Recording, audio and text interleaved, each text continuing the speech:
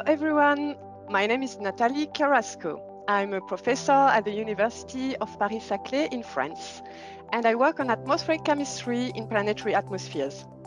I'm very happy to discuss with you at the occasion of the next European Astrobiology Institute seminar. My talk will be about the special chemistry that occurs at high altitude in planetary atmospheres, and how this chemistry might have played a key role on the early Earth for prebiotic chemistry and the emergence of life. You can wonder what is special at high altitudes. Actually there, the molecules composing planetary atmospheres are submitted to the harsh radiation of the Sun, or the host star for exoplanets. So this leads to a chemical activation of all molecules composing the atmosphere, and even the most stable ones.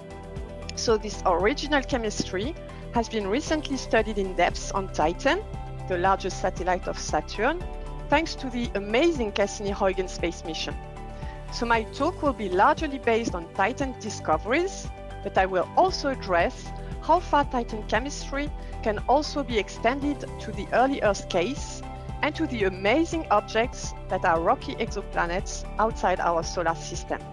I hope to see you soon.